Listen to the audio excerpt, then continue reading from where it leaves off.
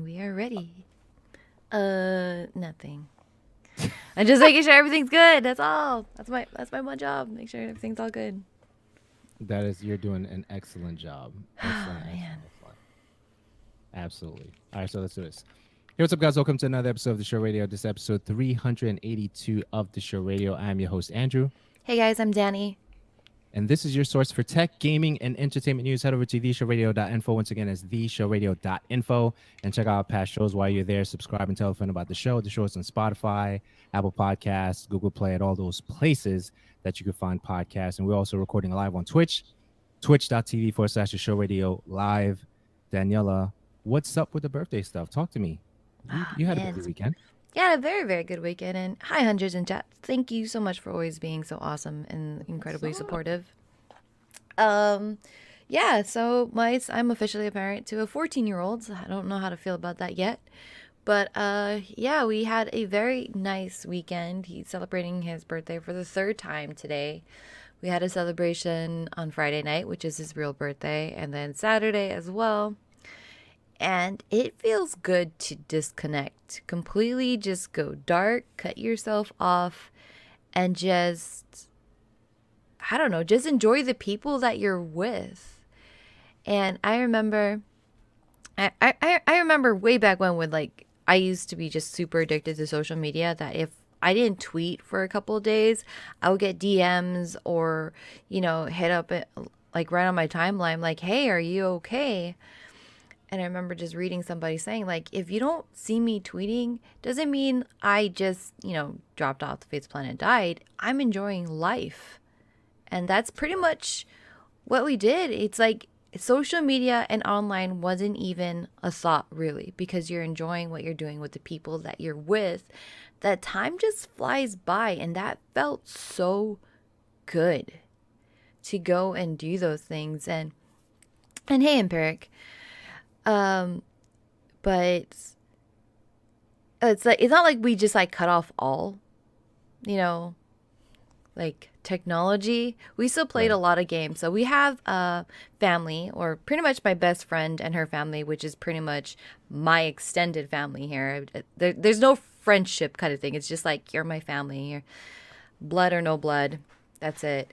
And we got to try out the HTC Vive this weekend, and oh my god, I am sold on this device. I love my Okay. PSVR, but we were playing a bunch of single player games, but we were swapping in, taking turns, and it's just so much fun.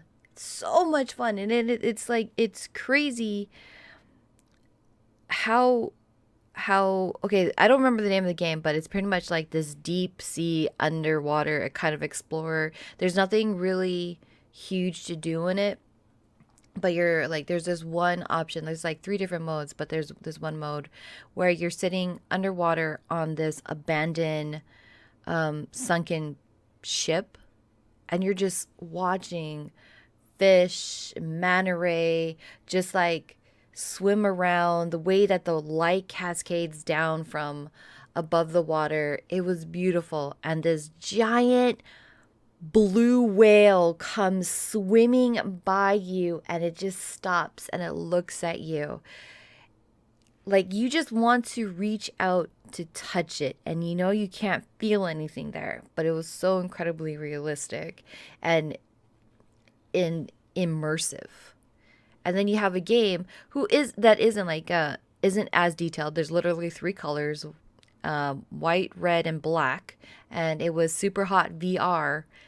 And it was crazy that we were just like dodging and moving. It was so much fun. It's fun to play, but it's even funnier to watch people play because you can't directly see what they're in and what they're doing and how they're feeling, but this is to see their movements and how they act. It was just a lot of fun, and the moment I can save up to go and buy my own Vive, I'm on it. I am sold.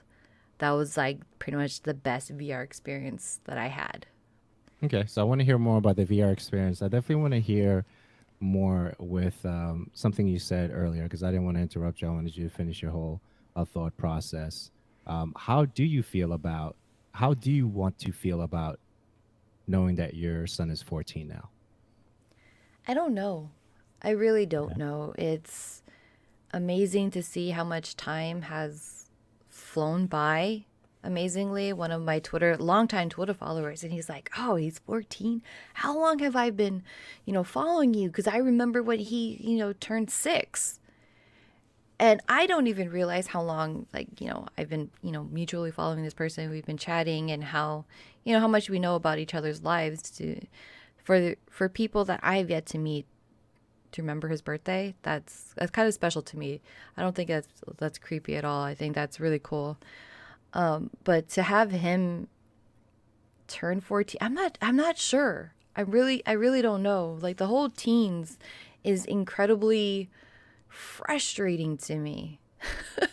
It's because he's going through puberty. He's going through all of these things. And, to a certain point, I can say, like, look, I know what you've been through. I know what you're going through. And also on the flip side, on the good side about going through puberty, but on the bad side, it's like, look, I know you want to be rebellious, and anything that you can possibly think of and can do and try to be sneaky and try to hide from me, I've probably done it already, and I probably did it better, so you're not going to get away with anything. Not to Right. say he doesn't still try to be, rebellious, and I have to expect that to some degree. Not saying it's okay. I mean, there's a reason why he's been grounded for the last 4 months. But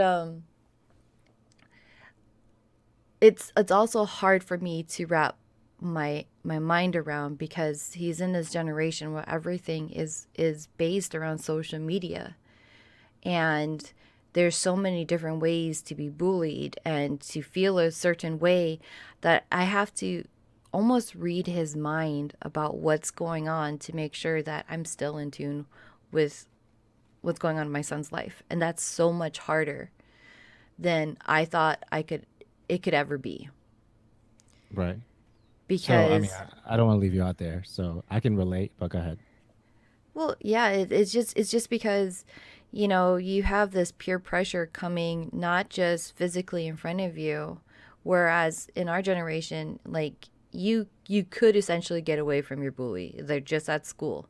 You come home and nothing's going to be like you're not going to be bombarded with that type of peer pressure because you're home where it's kind of safe.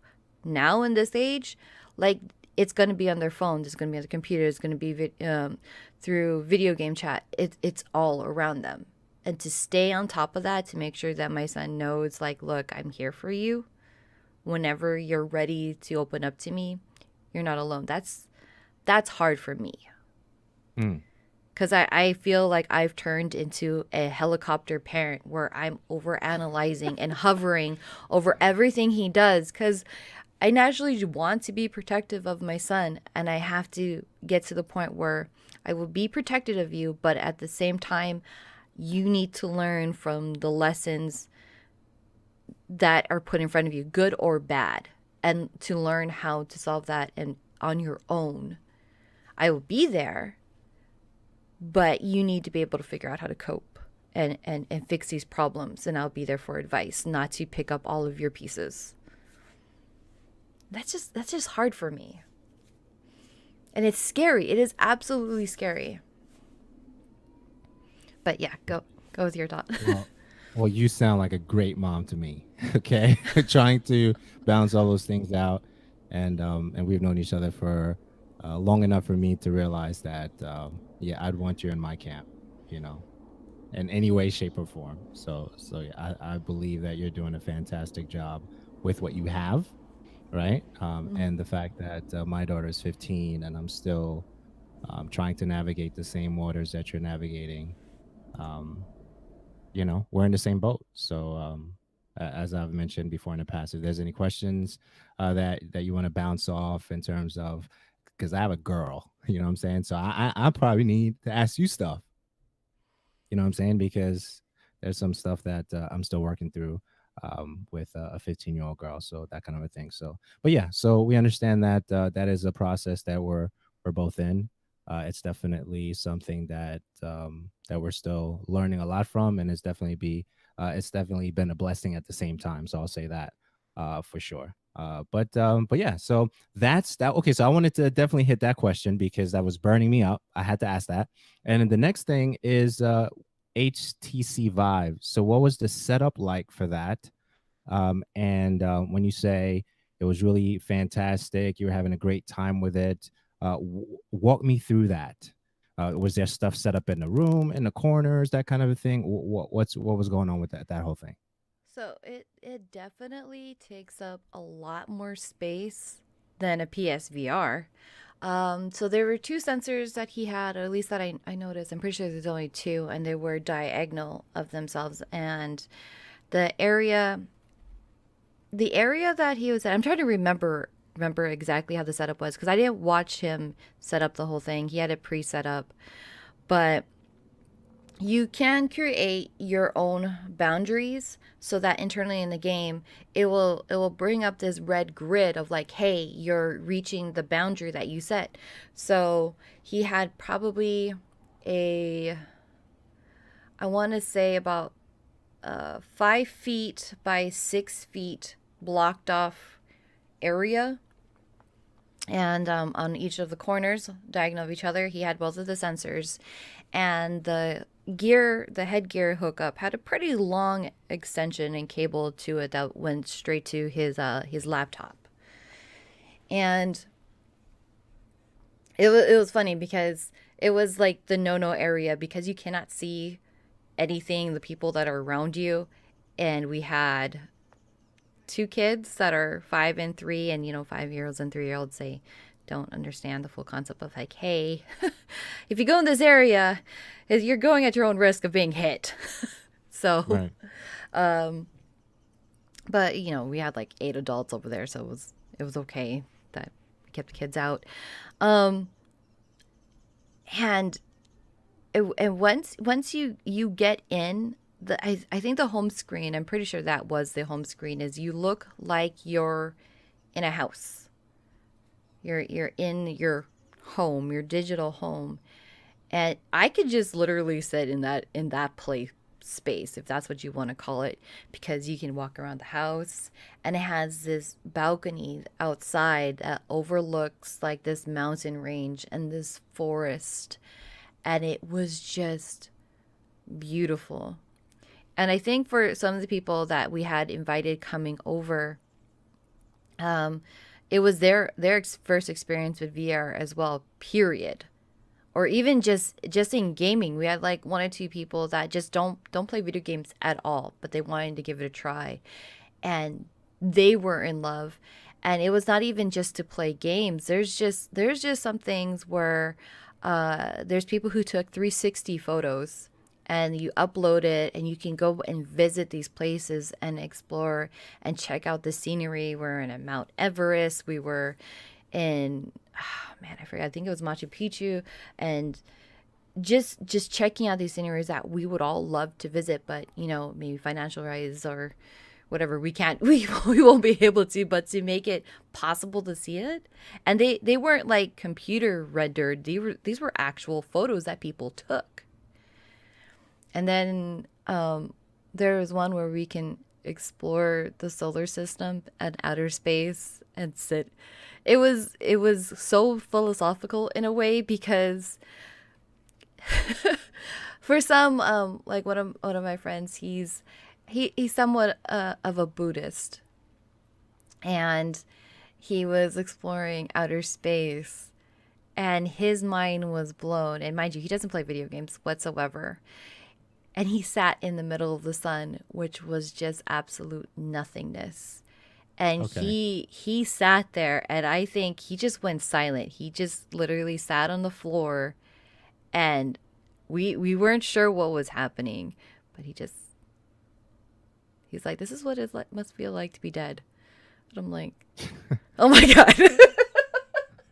All right. So the Buddhists went into the middle of the sun and not a particular temple is interesting to me. Yeah. And I was That's just like, interesting to me. Like, because there's some, I'm sure there's some, I don't know, okay, but I'm sure there's some esteemed places as far as temples are concerned for Buddhists to visit. But this individual decided to visit the hottest place ever. Could Yeah. be potentially, right? Well, that was interesting to me. What's up, Ark? How you feel? Thanks for the follow as well, guys. If you have any questions, just let us know. We are watching the chat for sure. But yeah, so that's interesting. Okay, so now the Vive, is that a standalone unit, or do you need to plug a phone to it? Were you guys playing in a living room, dining room, den, type media room? Where were you guys doing that? In the living room. We were in the living room and it's hooked up uh to his laptop, which is a pretty high-end laptop. It had the video card in it was like a 1080. His laptop is better than my desktop. Let's just put it that way. Hmm, So, yeah, it has to have a PC connection because it's a Vive. And I think as long as you have I think one of the problems he might have had was he had some stuttering, a little bit of video stuttering, and it might have been somewhat of the placements of the two sensors he had. He's borrowing some tripods to have a better angled view of the play area. But other than that, it ran really really smoothly.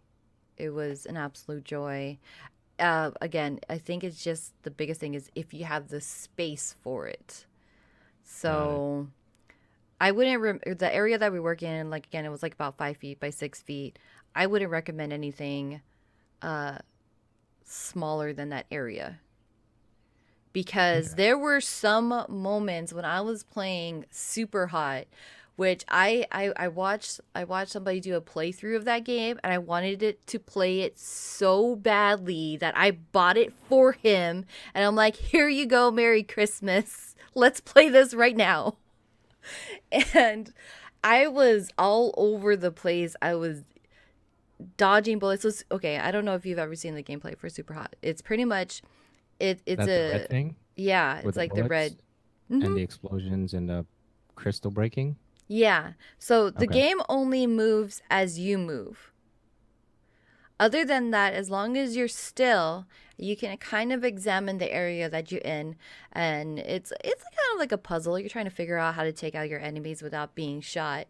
But as you move, that's how the bullets travel and the baddies come at you. And Got it. it's like there's all these different levels. So I'm here, and there's this one point where I was on my knees, crouching into the side with the shotgun, dodging these bullets, matrixing my way around to shoot this guy in the head. Mm. And that took up a lot of space in that area. So what we were working with, I think, no smaller than that. So don't expect it to be like your PSVR where you can just sit on your couch. I Which mean, that's the VR isn't bad. It's great if you have limited space, but if you got the room, you got, the extra, I think, $300.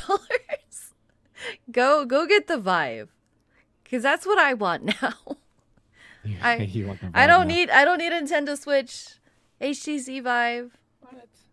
Yeah, no mas no more in chat over here. I got the Vive in my room and yeah, it's pretty incredible. I definitely agree.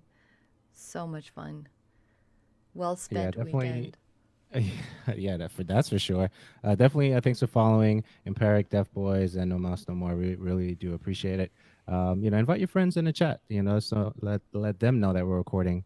And it's always fun to have more people here. Episode 382 of the show radio. We're going to talk about a lot of things tonight. Definitely going to talk about PlayStation Experience, Street Fighter 5. Been streaming that for a little bit. Monster World Beta was playing that. If you're into the rap and that kind of culture, there was an interview that also was really interesting to me. Mase was interviewed by Angie Martinez. She's an iconic radio. I don't know if you want to call her a DJ, but she's that kind of world, right? Very iconic figure for that world indeed, and that conversation with between Mace and Angie Martinez was an interesting one for me. Also, some technical stuff. VPN and Cody, if that's your thing. If not, then just don't necessarily worry about that. A router gigahertz 2.4 versus 5 gigahertz. Those conversations and things that we'll have in the show notes for episode 382 of the show radio. Daniela, what else do you have on your mind? Since we're not going to be recording too many episodes uh, in December. I don't know. Being also like as good as it was to be disconnected, I also feel like I missed out on a whole lot. Like I crammed the PlayStation experience and whatever possible highlights I could possibly grab um into the last 3 hours before we started the show.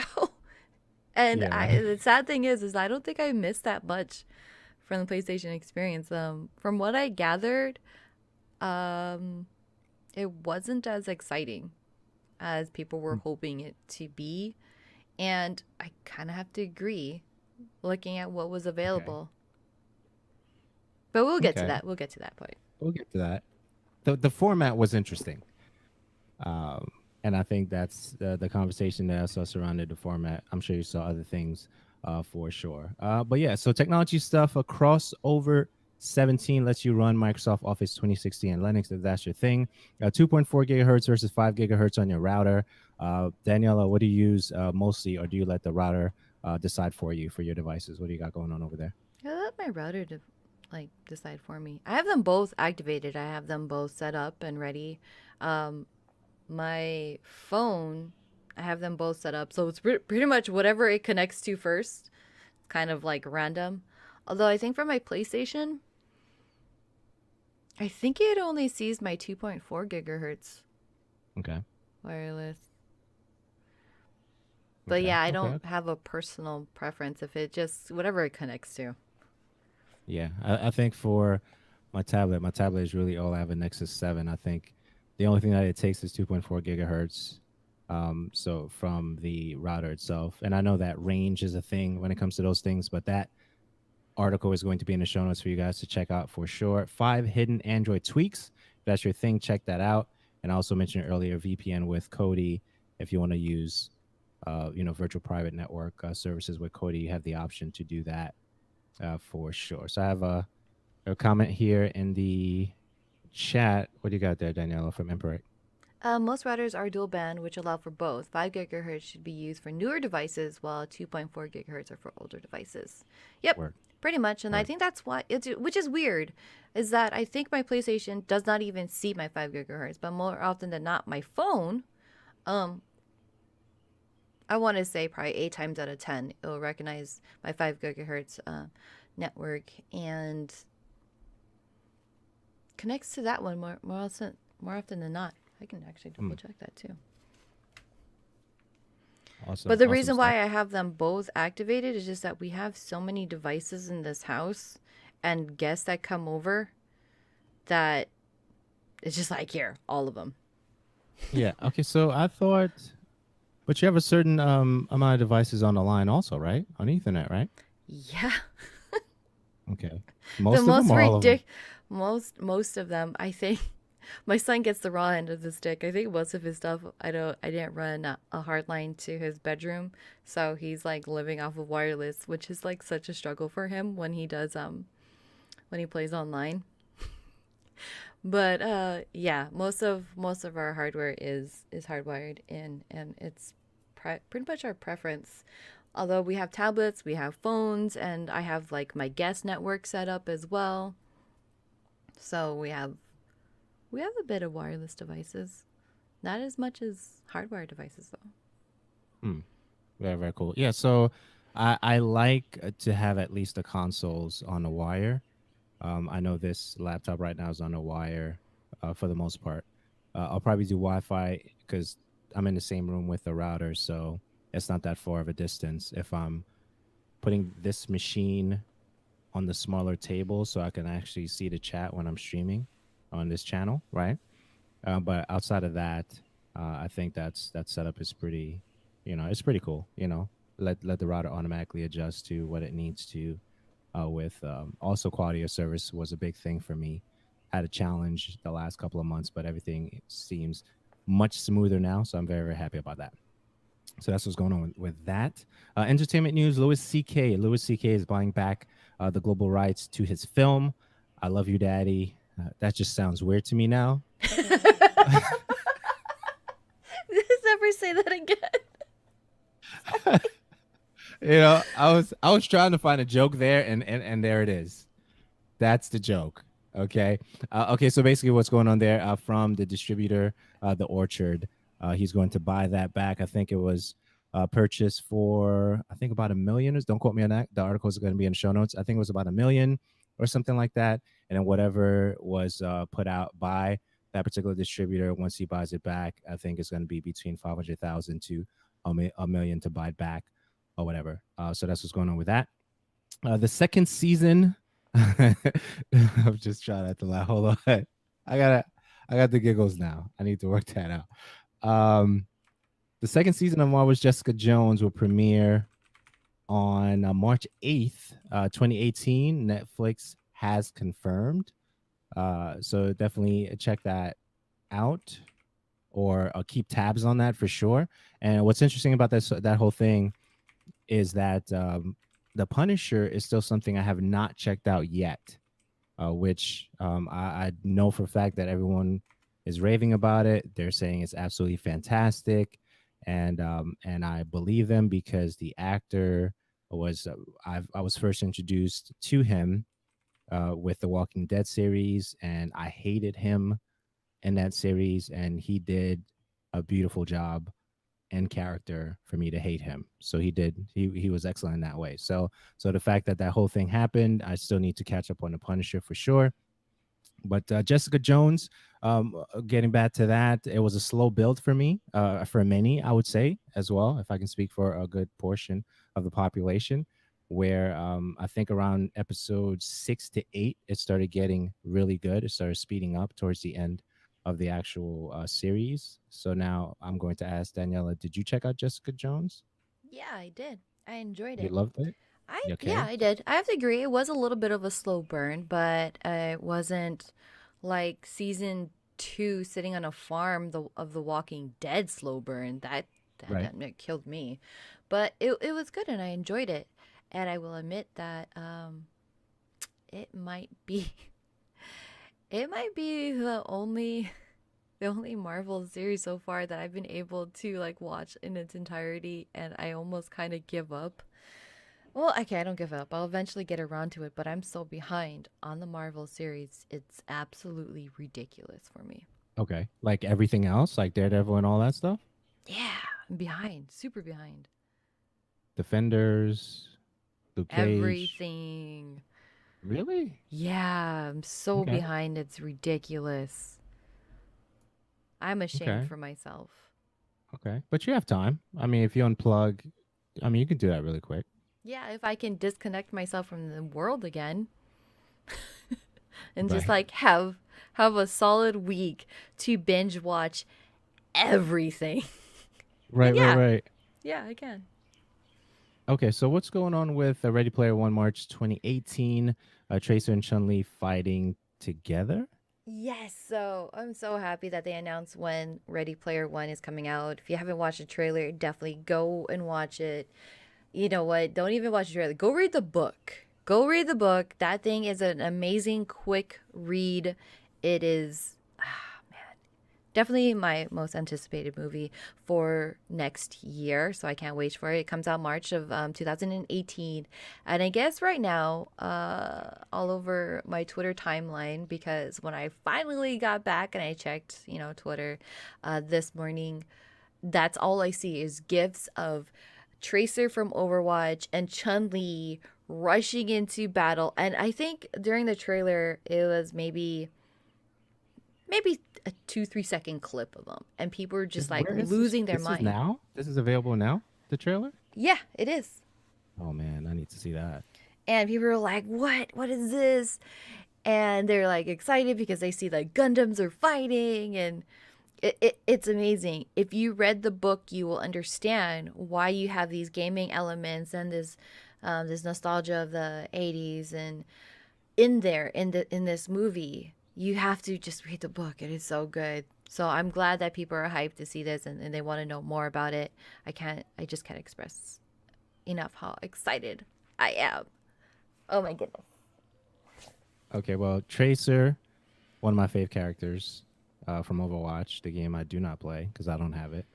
Okay, Chun Li, absolute icon, right? And I think Tracer's, getting to a place where she's building up her iconic status too. To be fair, so those two characters are pretty dope. Yeah, so I definitely need to see that trailer and see what's going on. As far as hundreds in the chat stating that she is not a Marvel fan, you're not gonna get banned for saying that. Everyone's entitled to their thing for sure. I think that what's happening for me is I'm trying to uh, enjoy the stuff that I used to read about, so much when I was younger, even though that I may not understand fully what the direction of the director was going with the movie, especially some of the DC stuff. I'm still trying to work through them just to appreciate them for what they are. That's very generally speaking, because I don't want to get too deep into the DC stuff because I know that we can have conversations about that because you're more of a DC um, individual than I am at this point, Daniela.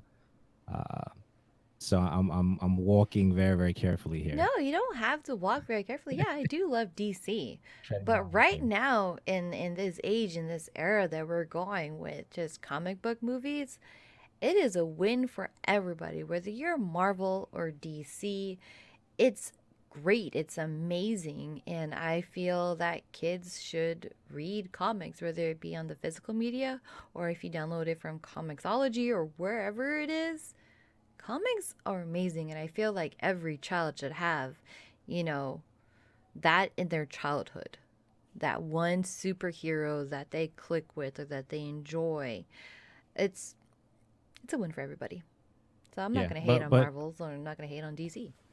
yeah, I'll definitely say this though: the DC animated things are spectacular, right? Oh yeah. And I think recently we talked about the Amazon Prime can enjoy Batman the animated series. That's available there now, which is totally amazing. So that kind of a thing. So I'm excited. I'm excited. Do you know why, Daniela? I'm Why are you excited excited? because I Why? want to hear your thoughts on this interview that you watched. So I asked you, and I think we talked about in episode 381 where we did the recap for the Game Awards. So if you have not listened to that, definitely check that out. I think that was probably one of our shortest episodes this year, right? Yeah. I think that was about it clocked in about an hour and like 7 minutes, an hour 8 minutes or something like that. But at any rate, so there was an interview that I saw on Angie Martinez, Power 105. She interviews a lot of individuals in the industry, whether that is the entertainment industry by way of movie stuff, also the artists, the rappers, the singers, and all those things. She is an iconic figure, a staple when it comes to individuals who get to hear a lot of conversation on the other side of her table. And she's amazing at what she does, especially when she's asking questions and letting people share their view on things. So she had an interview with Mase. Now, if you don't know who Mase is a rapper, but he was labeled different things because he was away for a while, as far as like theological things because he was preaching and stuff like that. But he always knew after he left Puff Daddy, Sean Puffy Combs, that he was going to do something else, right? And it ended up being ministry stuff. But he was always labeled as a pastor, but he doesn't even label himself as a pastor. And I thought the conversation that he had with Angie Martinez was very telling. It was about an hour and 36 minutes, and I think it's very very. I think if you enjoy the that culture, you should listen to it for sure. If you want to hear perspective, you should definitely listen to it for sure. But the reason I wanted Danielle to check it out is because there was different themes in there that I wanted to hear her thoughts about, especially for the fact that Mace did release two recent tracks, which are out now, and it seems like he's building up a repertoire after not recording anything for about 18 to 20 years, which is strange to some degree, but it's exciting because he's really good. And the last thing I'll say before I give it to Daniela is Eminem's favorite rapper, right? And I think everybody knows who Eminem is here, right? Mm-hmm. Eminem's favorite rapper is Mace. And if Eminem has all this, Eminem is a wordsmith, period. And if his favorite rapper is Mace, that should tell you a lot about how great Mace is. And I think we're getting ready to realize that fact with some of the things that he's getting ready to put out. So, Daniela, what did you think about that whole interview? You know, I find it funny that you think like I know this huge history about rap and hip hop, but I don't even remember why they even had an argument. That's how Right. long ago it's been. But it brought me back to the 90s, like so hard. It brought me back to the 90s and middle school because I think Mace came out when I was 11 or 12, I want Mm, to say. And I had friends. I was living in Glendale, California at this time, and I remember having friends that would they were just such rap fanatics that they would buy albums to hear, people dissing or other rappers dissing on each other within their tracks and the beef, and they would follow along with that history or what was currently happening between these two rappers so hard. And I would always be lost because I found it interesting that you have such dedicated fans wanting to know, why the favorite rappers were arguing. And that's what this brought me back to is that them. I mean, it's not like it ever stopped. It's not like after the 90s rappers still don't do that, but I feel back then it was always very heated. There was always some truth to it, and some of it maybe there wasn't any truth. It was a way for them to boost their numbers because drama sells. right. Listening to this interview, it was amazing. I always wondered where Mace dropped off to. Yes, Like, this is why I want to hear your take on it. I I'm was like, like, I got where popcorn here. I want popcorn. So I just want to hear what you got to say about this. I'm all hype. it was very weird how he took on some things. It's like he knows that there's gonna be stuff said about me, and sure I could just say nothing, but I'm going to be dragged through it anyways. I might as well stand up for myself. And I thought it was so inspiring in a way that, yeah, he's labeled as this pastor, but him dropping his bars and defending himself and coming out with these tracks and saying what he had to say had nothing to do with him being a pastor. It was him standing up for himself as a man. And it is like, okay, enough is enough. I'm going to say what I have to say. That's it. Like it's and I think what was powerful for me was that he's like, look, it's been 20 years. We're not 19, we're not 20, we're not 21 anymore. We're men. Let's just get past this. And it's true. There's like some people who just hold grudges or just want to start drama for the sake of starting drama. But you got to get to that point where like we're not kids anymore. Like you're a good rapper, I'm a good rapper. We can sell, we can make our numbers without having this beef.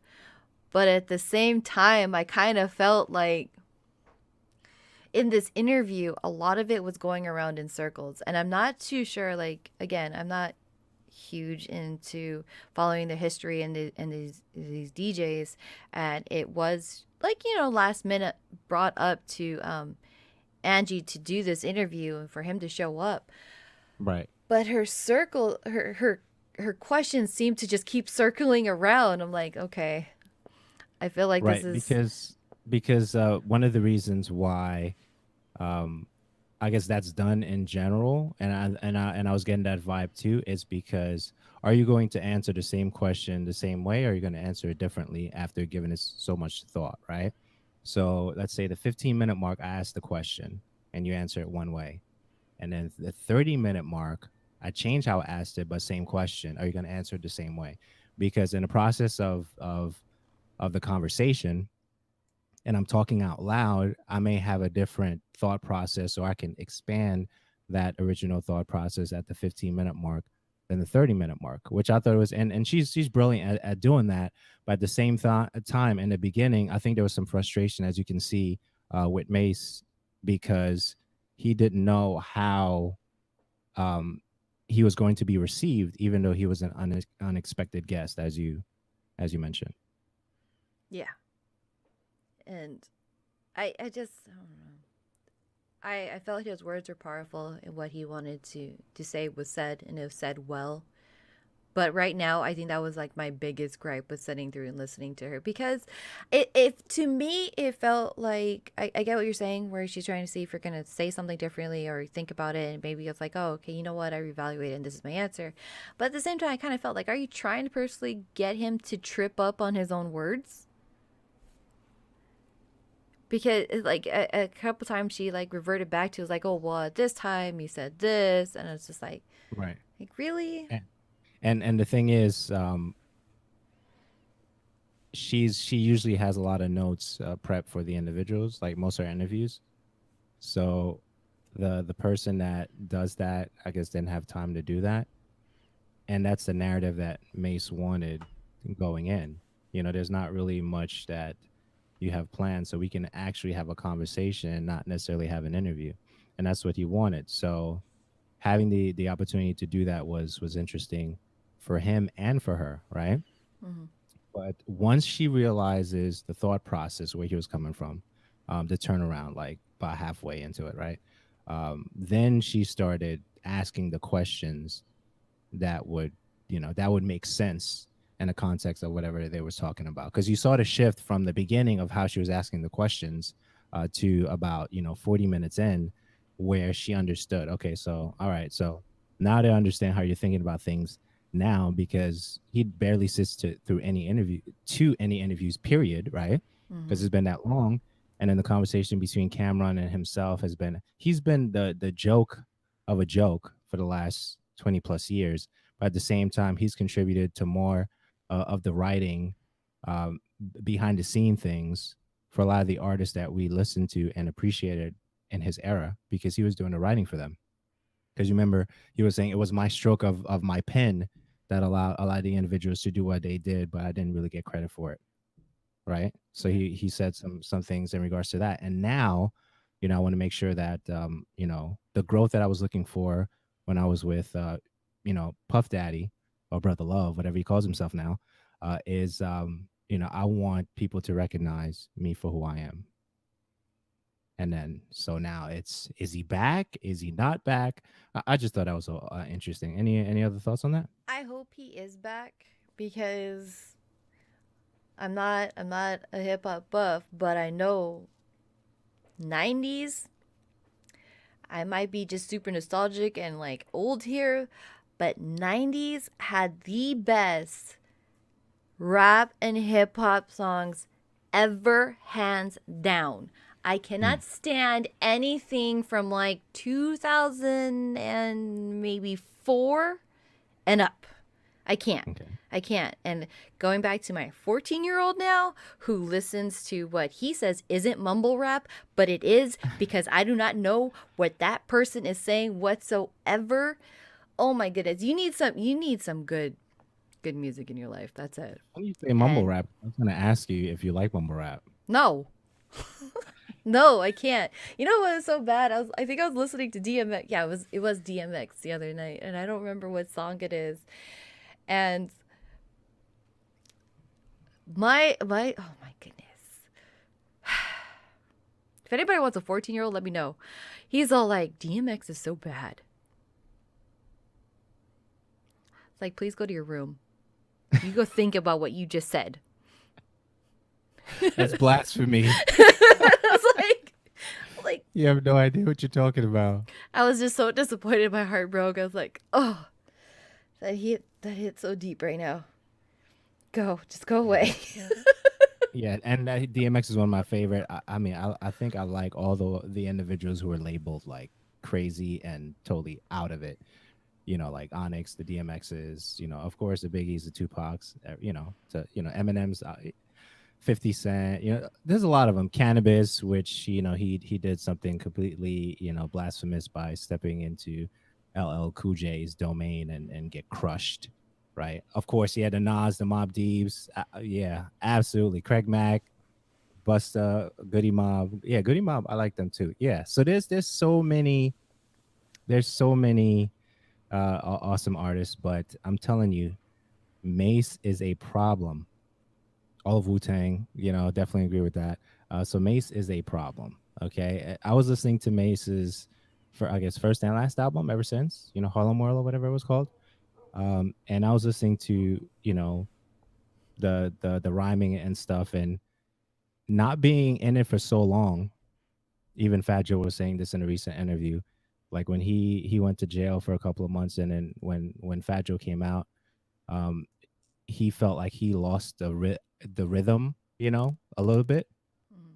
and he thought he lost it. He would never get it back. And he said for somebody to not record that often and just to come back and drop a diss track and a new track with DJ Khaled and Puff Daddy and all that stuff, and we don't even know what's coming next. Mace is a problem. So everybody just definitely beware. If this is the last two things that we see from Mace, which would be sad, I would be sad because he's one of my faves. But we'll see exactly what happens with that. SoundCloud Mace, he has a SoundCloud, and the tracks are available there as well. Any other thoughts on that before we go? No, no, that's it. I just like I again I'm gonna mirror what you said. I hope he comes out with more. I think it'd be great. I think it'd be great for this new generation that's coming, that's getting into that music, like my 14-year-olds, to know what good music is. Because whatever it is right now, I don't know what that is, and I refuse to listen to it. And man, I made myself sad just remembering what my son just said about DMX. It's all right. It's all right. You can tell them that DMX is awesome. It's all good. So yeah, so video game news. We have a lot for video game news. Definitely want to talk about PlayStation experience at the bottom half of that. Also want to touch on the fact that I don't know why at some point I did not want to stream Street Fighter, especially when somebody's kicking my butt, for a particular thing. But lately, I just been, what, whatever I want to play, I'm going to do it on stream. And I've been streaming a lot on this particular channel. So if you're following this channel, the Show Radio Live, you'll see me do a lot of streaming. Yesterday was a little bit of Street Fighter 5, also Monster Hunter World Beta that's going on right now. So I definitely want to talk about those things. Street Fighter, it's been out for a while. I think they're going to do an arcade edition this upcoming January 2018. So that's going to be fantastic stuff. So I forgot to some degree. I knew it was still there, but the intensity of the fight is still there in my soul. If that makes any sense, okay? Because I've always played Street Fighter. I've been playing it since the 90s. Probably 92, 93 is when I caught on to the whole Street Fighter thing. But playing it online and having people watch you play it is different than having the localized venues type thing. But it still feels kind of weird that someone's watching your match, through Twitch and that kind of a thing. So I'm still trying to get used to that whole thing. But yeah, the intensity of the fight is still burns, kind of like the Soul Calibur thing. But that's what's going on there. So I've been having fun doing that. Monster Hunter World. Okay, so I definitely want to talk some quick impressions about that. And definitely want to hear your thoughts. If you have any questions or comments about those things, Daniela, for sure. Monster Hunter World Beta for me felt like a RPG-esque Lost Planet 2 for me, because Lost Planet 2 is one of my faves. I still have that for Xbox 360. I do not know if it's a backwards compatibility thing for the Xbox One. I'm actually going to check that post conversation here to see if it is. Then I'll probably stream that, because that's one of my favorite games. Kept that original case and all. So Lost Planet 2 is great. So when I was playing Monster Hunter World, trying to figure out what the quests were about, how to track the monsters and picking up the different things that you pick up for tracking them and crafting different things, So I enjoyed the fact that it was a new experience for me, first time ever. And it was really fun, killing the monsters and stuff like that. I think that's coming out early next year, 2018. And I enjoyed it. I think it's great. The graphics are awesome. And those are my initial thoughts on Monster Hunter. So, okay, Monster Hunter World is going to be my first experience with Monster Hunter series, period. I know it has to do with obviously hunting monsters and Right. RPG. Right. Right. Right. Um, and it looks really cool. I haven't been able to try it. I downloaded it last night and I haven't been able to play it yet. So I'm probably going to do that later on tonight. But it looks okay. I'm going to be a minute. It looks really damn cool. I've never been interested in it before, and maybe it's because it's mostly been on, portables. But one of my Twitter followers posted this video clip of him like going against these three ginormous monster armadillo looking things. Mm. And he was soloing it by himself. And I was like, this looks crazy intense and so much fun. And I was looking at the comments to his video and he made it look easy, and I thought that's just how the game was. It does have these co-op and thing to it. I think you can play with a friend and stuff. But the people that were commenting to his video were like, how did you do this by yourself? I can't believe you did this. This is crazy. I'm like, okay, wait. So most people can't do it by themselves. Yeah, it's pretty tough because you have all different weapons you could pick. You also have a single player mode. They have a training set area that you can hang out with or in. I should say. There's also the matchmake capability if beginner, intermediate, or expert, and then you can do pick your own matchmake, or you could just do the regular matchmake where it picks for you and stuff. So it's a pretty involved game. I was actually surprised. Have you ever played any of the previous in the series? Nope, first time. Really? Oh. So is it something that you think you're going to get day one or eventually? Eventually, not day one though. Okay. Because I mean I'm a creature of habit. But it's and I shouldn't say that. That's definitely a contradiction, and I'll catch it before it runs. Um, the fact that I'm playing different games that I never really play, and I think the stream is allowing me to be a little bit more open, especially when things come out.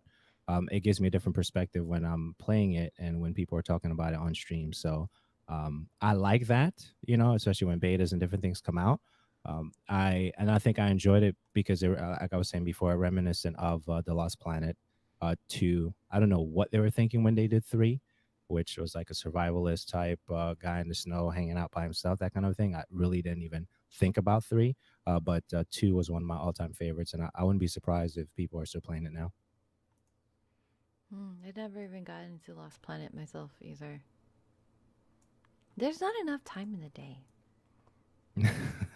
It's probably a lot. You know what? The time of the day thing is interesting, but I think that you know it's we have so much available to us, Mm-hmm. and I think if we do it in increments, we can actually catch up. Kind of like your backlog. Thanks. My backlog is You know, man. I don't even want to know it. what are you at? 600 and what? 15, 16, 17 I and don't counting? know anymore. Thanks. Something like that. If we need a library, we just go to yours. You should just make your library, the ultimate library to go to at this point. Because I think Yeah, you have everything you're at this right. point. It's all good. But I think that Monster Hunter um, is definitely an experience that I really enjoyed, and I try not to look at everything through Call of Duty eyes or Destiny eyes or things like that, because for a while I did that and I missed out, and I'm actually going back to play games like Gone Home and Journey and those games I've been playing recently to really enjoy. Everyone's gone to Rapture, whatever that the name of that game is, and I missed out on when everyone was talking about it. I could have been part of that conversation when they were happening, and I wasn't because I was stuck in my Call of Duty glasses and my, Destiny glasses or whatever I was playing in that time. That shooters was, the end all be all for everything great in gaming, and it's not. And I lost a lot of time and conversation with people I could have had when those games were, at the top of their game, but those games are still available to us now. But I think I'm trying to be more open about what I play. Okay, so I had to go and look how long. So looking at my Steam library and only my Steam library. Only your Steam library. it says, because there's a site called Steam Left, which calculates how much time it will take for you to complete all the games that are currently in your Steam library. And according to Right. this, it's 1,162 continuous hours, or approximately 48 days, 10 hours, and 14 minutes of gameplay to complete your Steam library. In this amount of time, I could watch Twilight 114 times. Hmm. But you could do it though. No, oh my gosh. That's just my Steam library. This has I nothing know. to do with my Xbox library or my PlayStation library, which is just equally as bad. Yeah. It's 48 days, 48 plus days. Yeah, That's intense. I have a That's problem. intense. Hmm. You love games. I do. Hmm. It's an interesting problem to have. I don't know if I don't know. I don't know if anybody would want to have it, but It's I have a definitely it's problem. a problem. Yeah. Hi, I'm Danny. I have a problem with video games and not finishing them. Hi, Daddy. That's interesting. That kind of a thing. So yeah. So definitely a lot of fun with those things. Having a good time. Your inventory sucks in Sucks all in all aspects. aspects, it It seems. seems. Yes, my inventory does suck. I didn't say that. But a couple of things I did see: Discord closing in on 90 million users. In 2017, Rainbow Six Siege now past 25 million registered players. Fortnite passes 30 million players. Any comments on those things? Discord is life. Discord is really dope. Discord is Discord is really life. dope, But and yeah, with yeah. the updates with Fortnite, I'm actually legitimately enjoying it now. I wasn't Mm, before when the well, okay, the base game I've always loved the base game, but as far as the battle royale part of it, right. um, I'm actually starting to like it. I really like that new 50 versus 50 mode. That's actually kind of a lot of crazy fun. It's Mm, ridiculous fun, something to actually take seriously. So I'm kind of bummed that it's only available for 10 days, and I think at this point it's only 6 days more.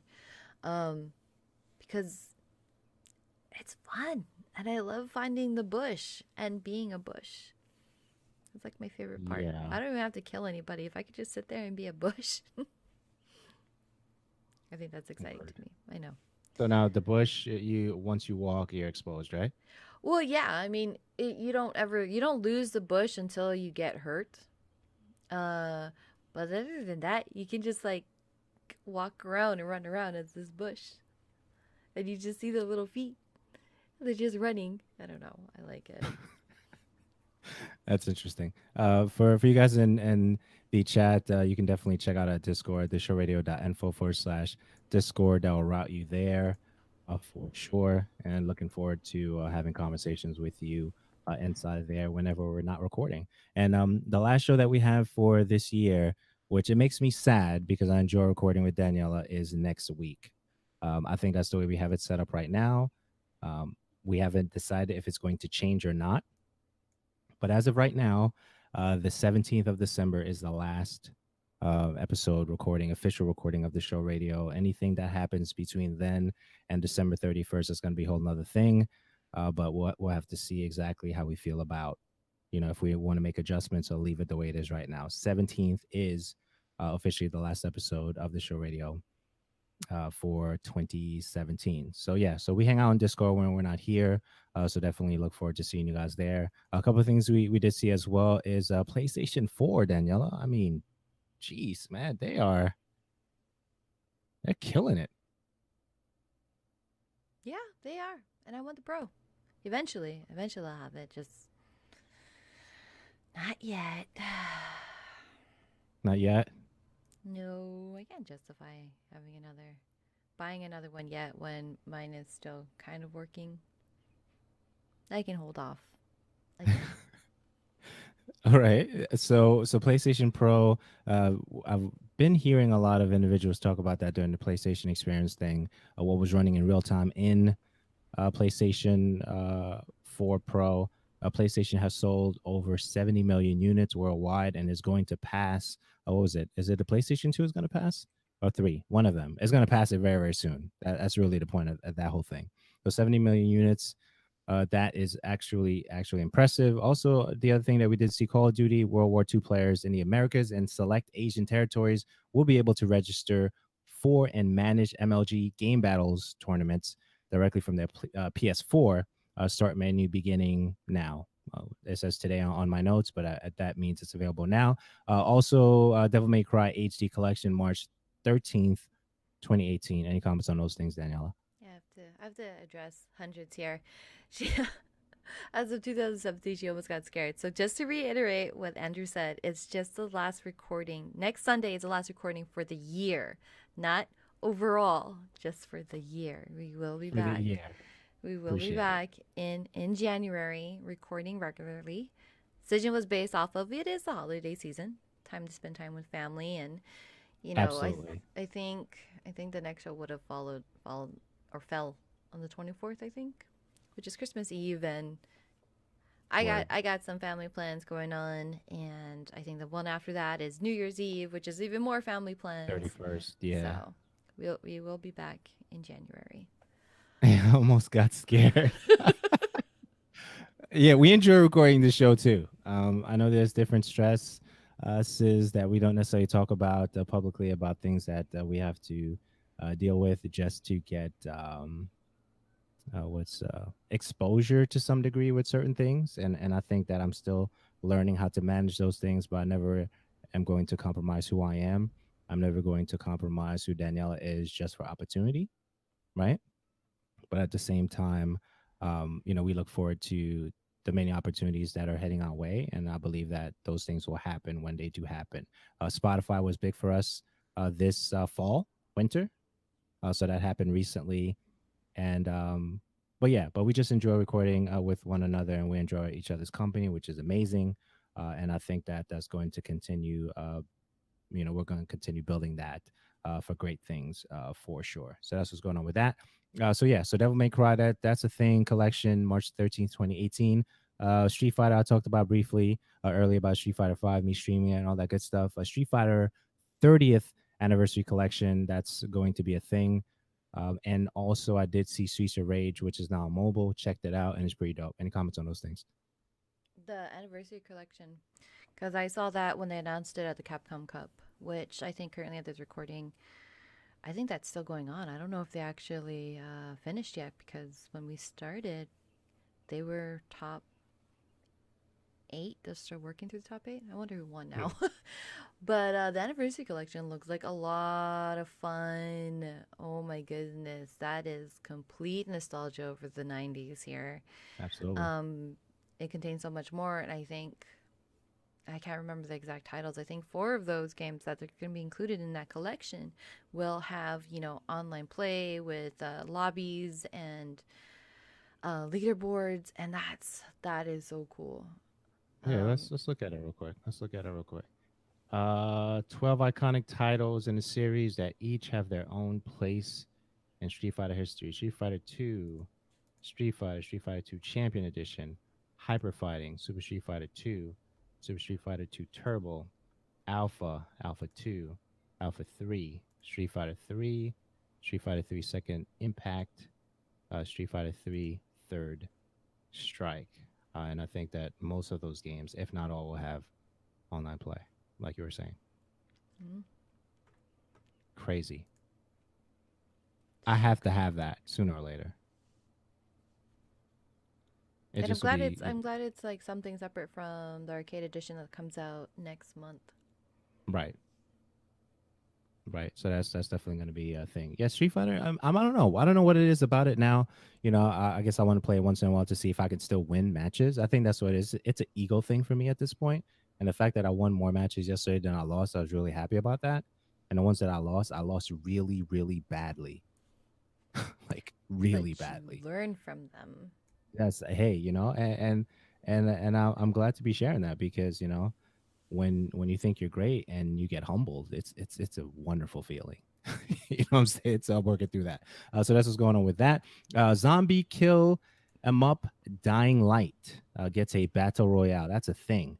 battle royale inspired standalone PvP expansion called Bad Blood next year. Mario Rabbids will be updated with a new competitive multiplayer mode. I want to stop there. Battle royale, everything. Daniela, how do you feel about that? It needs to stop.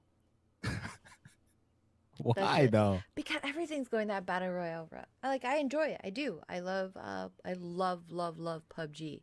And I'm starting to really enjoy Fortnite finally. But oh my god, it's just when do you stop? When is it enough? Like why?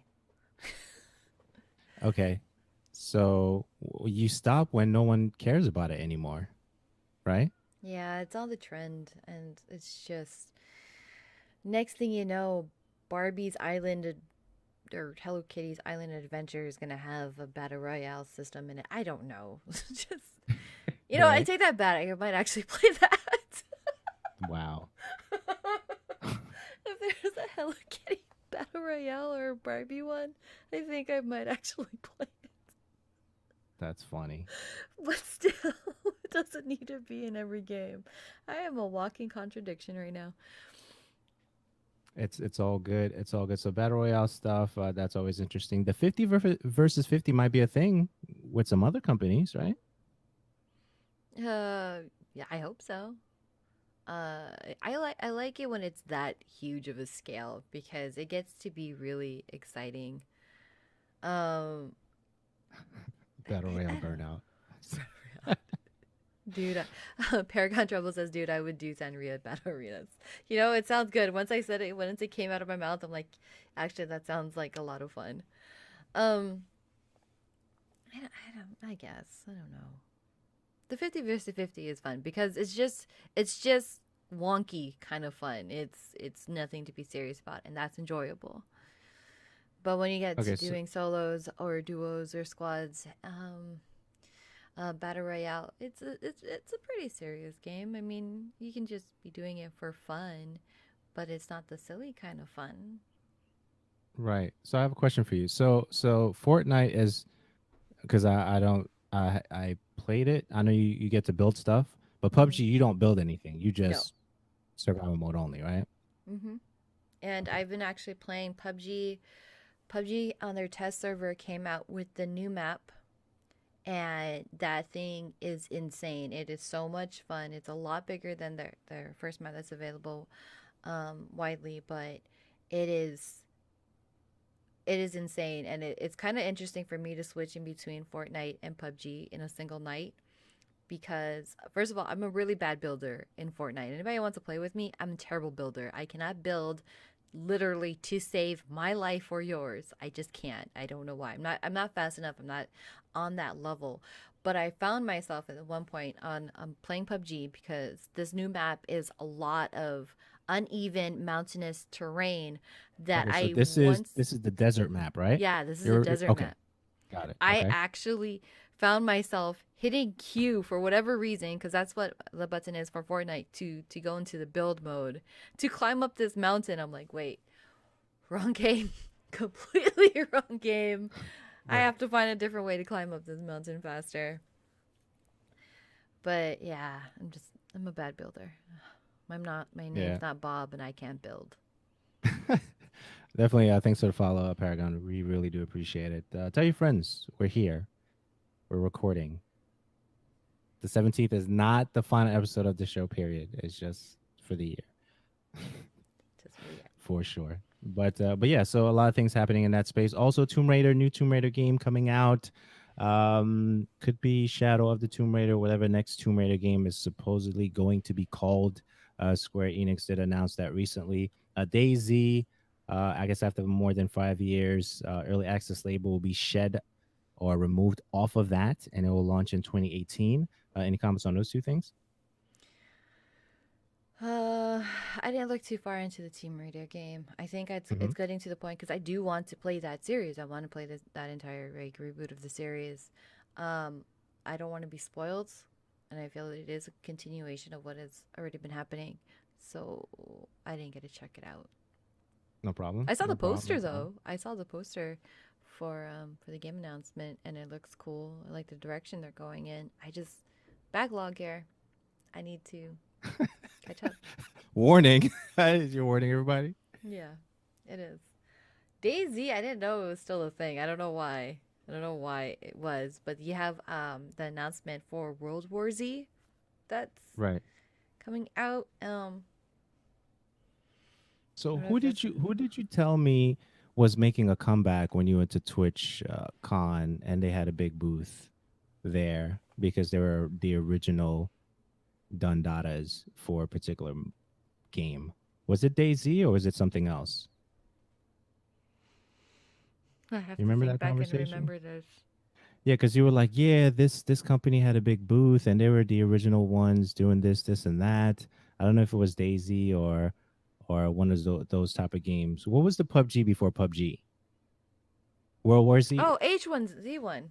H1Z1. Yeah, yeah, yeah, yeah. So H1Z1 is not like Daisy. Something completely different, right? Right. Okay. There's a lot of Yeah, I'm Z's just asking going because on I don't here. know. Yeah, I don't know. That's why I'm asking. Okay, no problem. A couple of delays happening. A couple of delays. Couple of delays. Far Cry 5 was originally scheduled to release on February 27th, 2018. It will now launch a month later, March 27th. The crew will now release sometime between April and September. That's a big gap. April and September is a big gap. Okay, next year rather than on March 16th. Were you excited for any of those two games? Mm, not really. Okay. Not your style of game? I've never Okay.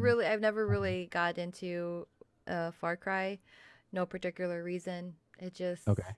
didn't strike me as something I want to play. I know it has a Right. really huge following. A lot of people recommend the game. It I don't know, it just doesn't speak to me to like, hey, you should play me or add me to your backlog. Um, Right. but looking at the crew, there was some interest in playing with crew. It wouldn't be something I'd buy day one. It'd be more something if I found it used, I would go and try and play it.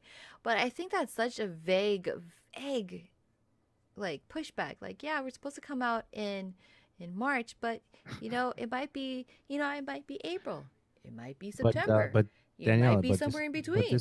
but this Far Cry is in America, says Paragon. No, it's okay. it's, it's okay. It's all right. The earlier Far Cries I really enjoyed. Far Cry Instincts Evolution I enjoyed. Far Cry 2, whatever that was called. 3 did not play 4, and here we are with 5 delays. Is that because they they're delaying it to debate if the DLC of putting up a wall should be included in it because it's America? Well, see, I think to be very very honest with you is I think that a lot of companies are readjusting a lot of things, especially with that whole loot box, saga that we just had. Hmm. Um, if the delays for polish, that's great. I have no problem with that. I don't even mind. How many times was Zelda, just shifting the conversation real quick? Breath of the Wild delayed, and look how well that turned out, right? Oh, Because I I think that was never have delayed. a problem with delays. Right. Right. So if the delays for the good, that's fine. What about the hacking guy delay? What's that game called? I always forget the name of the game because I really didn't pay it no mind. It's that one guy that can hack a whole bunch of things. He can hack cars, he Watch can hack. Dogs. Yeah, yeah, that was delayed a few times, I think. At Hmm. least once or twice before it was released. I don't know about GTA, but I wouldn't be surprised if GTA was delayed. Um so but when Rockstar delays things, I mean, we expect nothing but The awesomeness best. from that entire team anyway. But it is what it is. But as far as Far Cry 5, I briefly looked at the narrative and the things that are going on in there. I definitely want to see what's going to happen with it, for sure. Sooner or later, I'm sure I'm going to play it. It's not on top of my list, but I've enjoyed at least the first, was I say 3 out of 5? Yeah, 3 out of 5 so far. So the fifth one we'll have to see. Yeah, Watch Dogs. Watch Dogs was the game I was referring to, and Watch Dogs 2 came out. I think that did well. The first one had delays here and there and that kind of a thing, but overall, just looking at, um, the landscape of the decisions that companies are making, um, it is it is in their best interest to either move the date, so they don't get drowned out by a lot of games. Like a game. What was the Cliffy B game that came out? What was that? Oh, Lawbreakers. Lawbreakers. Where is that? Nowhere because the game probably sucks. I'm kidding. See, I didn't go that far. I didn't go that far, but but you're speaking to my point. So that whole conversation, I think even the co-founder or one of the head guys over there that was working with Cliffy B left, according to an article I was recently reading, to go work with another or on another secret project or whatever. So these changes happen all the time, but we just have to be mindful of those things. So release dates are important, as you've seen with the Titanfall 2 debacle. Why would you even do that? And I know we talk about that once in a while. That was crazy, and that's one of the most awesome campaigns from what I hear that no one never really played because it got drowned out in that whole sea of incredible titles, and Titanfall 2 is an incredible title as well, so that Yeah, kind of it thing. has to do with timing. I never, as a gamer, I don't ever complain about delays. I might be a little bummed because I have to wait a little extra time, but at the same time, I don't mind it because if you need more time to polish the game that you want people to enjoy and for it to be well received, do what you gotta do. I'll wait. I'm still gonna spend my money on it. I mean, both of the South Park games had crazy amount of delays, and I still waited. I didn't cancel my pre-order. Still love the game. Still played it. Right. So I don't Right. I don't and have a and problem. yeah, and that's a good point, Paragon. Titanfall 2 now gobbled up by EA. What are they going to do there? So now they have a great you know publisher with them, right? And that's going to compete with the other shooters on the other side, right? And they have a great team. That's the original team to some degree that did the Modern Warfare, which is still one of the most iconic shooters ever, which got me really into the Call of Duty series and stuff like that. So we'll see. We'll see exactly what they do with that whole thing. But it's good for everyone because there's competition, especially when you see the consoles doing what they're doing. PlayStation's doing what it's doing. Xbox, the most powerful console in the world, they're doing what they're doing. Xbox, the backwards compatibility program that's growing and growing. So there's a lot of things to be thankful for. And the platforms, the mixers, the Twitches, and all that stuff.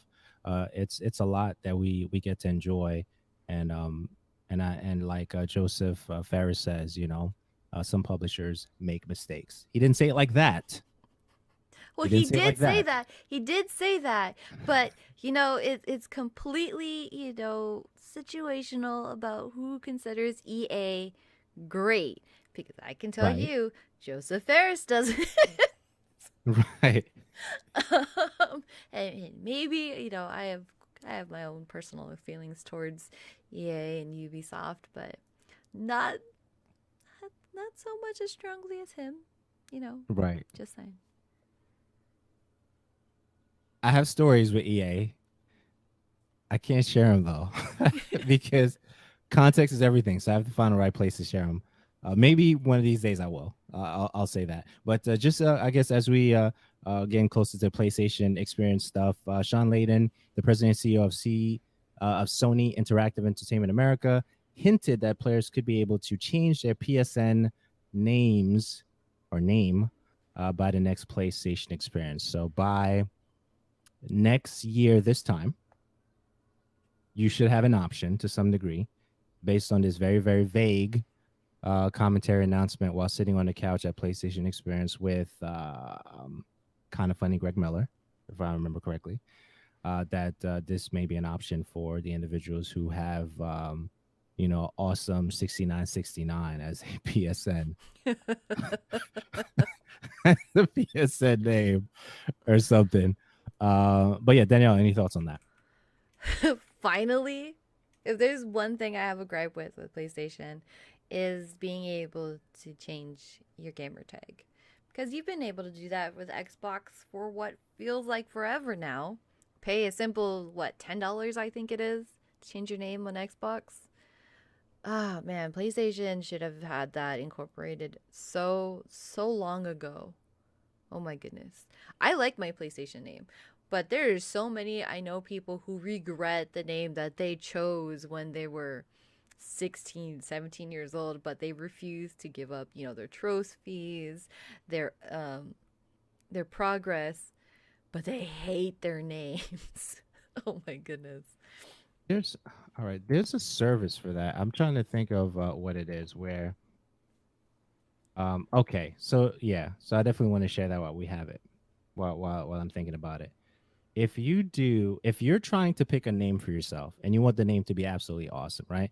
Daniela, okay, before I go into that rant, you have any more thoughts on that? Nope. Okay, I got a question for you before I go into that rant. Would you pay PlayStation $10 to change your name? Yes. You would. Hmm. So $15.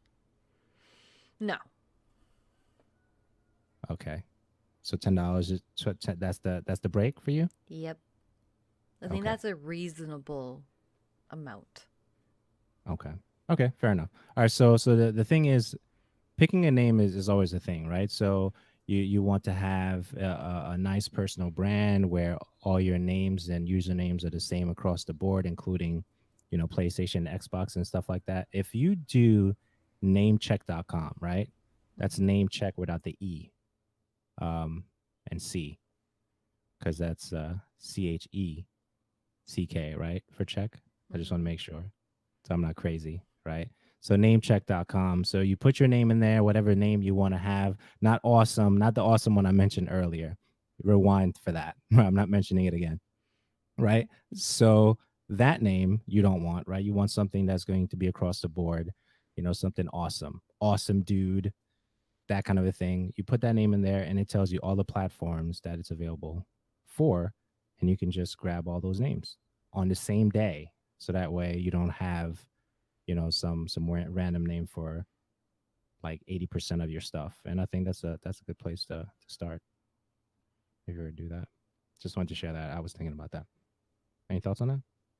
Like on everything, like every platform, YouTube, Twitter, everything. Everything. Have the same name on everything. It pulls up and tells you, hey, that name's already taken for that, or it's available for everything. And you just spend a day, get some food, and get it done. If that's the name you really want. So Uriah is a name I really wanted for a long time. I just didn't know if I was going to be able to get it on the Twitter and then the consoles. Those are my main concern.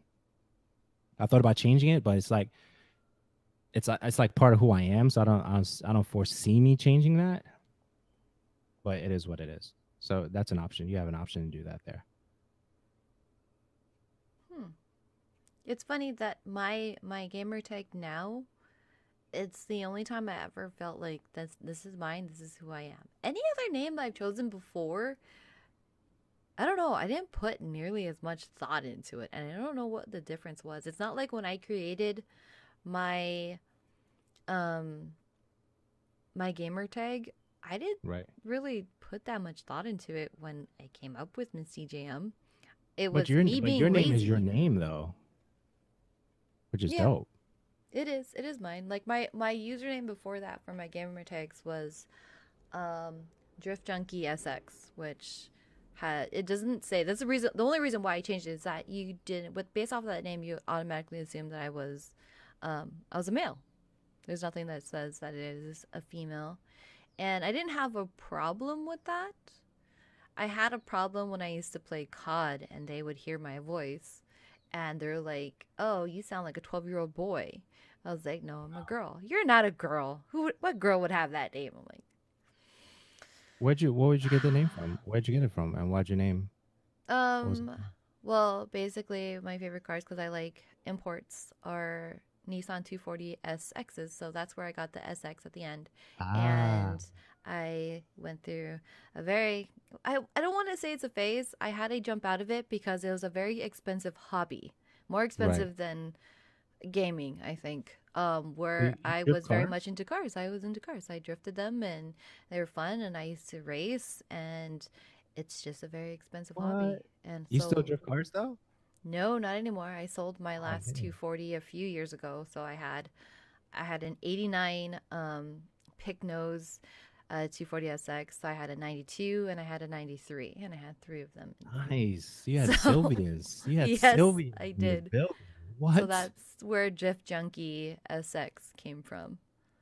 Okay. And I Would you had that drift for like again? a. Oh, yeah. It's a lot of fun.